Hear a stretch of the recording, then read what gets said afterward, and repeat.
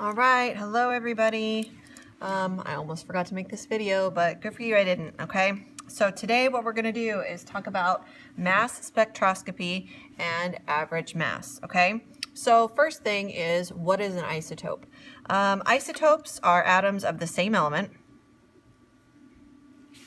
with a different mass. So Dalton thought that all atoms of an element were completely identical, but it turns out that there are slight deviations, and one of them is that the proton number is the same, but the neutron number is different. Dalton didn't know that because he didn't know anything about subatomic particles.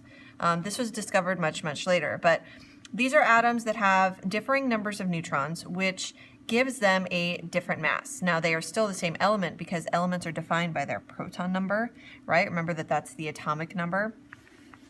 And when we do isotopic notation, we can actually put the atomic number, the number of protons, down here, okay? Right above that, we are going to put the mass number. Now remember that that's the sum of protons and neutrons in the nucleus, okay?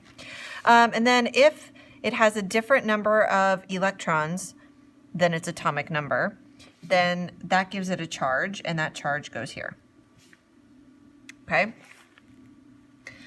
So that's just how we do isotopic notation. Sometimes it's called elemental notation, just letting you know, okay? All right, so mass spectroscopy, okay? In the activity we did, we know that it's run through a machine, right? The mass spectrometer, and the abundance of each isotope is measured, okay? So they ionize it, they run it through this machine, and they figure out how much of each different isotope exists in the sample, okay? Now, when you're doing mass spectroscopy, there's two different ways to do it. So there's kind of a dividing line. I don't know if you see it here. So one of those ways to do it is by percent abundance.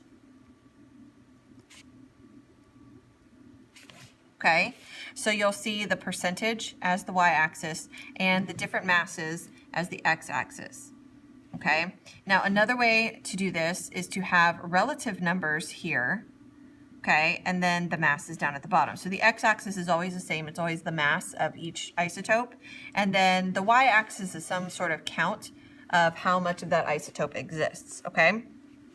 Now for percent abundance, of course, all of the percentages add up to 100%, right? Because you have a whole sample, and when you have a whole anything, it's 100%.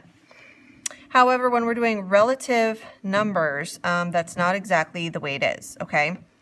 The isotope with the greatest abundance is assigned the value 100. And then all of the other isotopes are assigned values relative to that. So let's say that you have something and the assigned value for this one is 100. Well, if I had half of that, that would be about 50, right? So that relative value would be 50 right there because I have half as much as the one that's assigned 100, okay?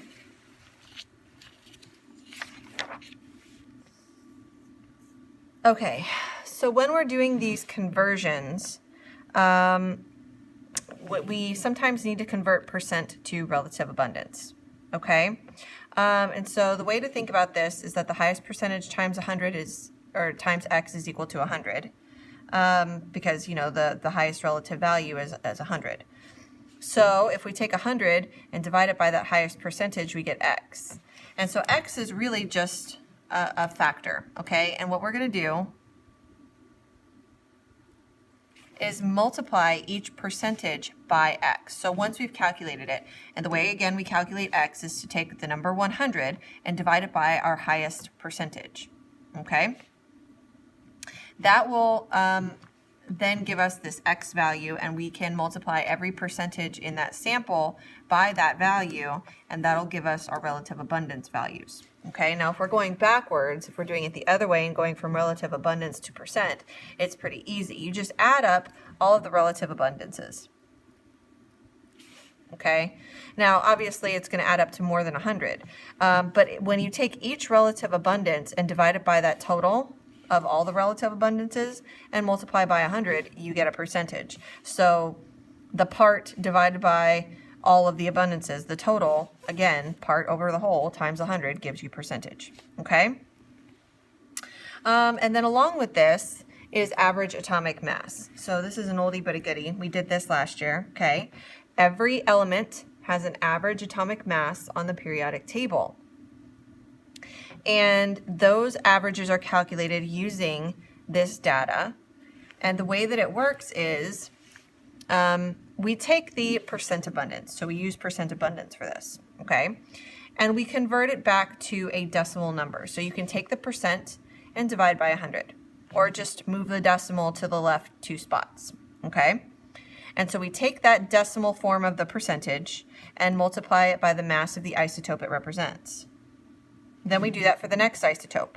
We take the percentage, convert it to a decimal, and multiply that by the mass of the isotope.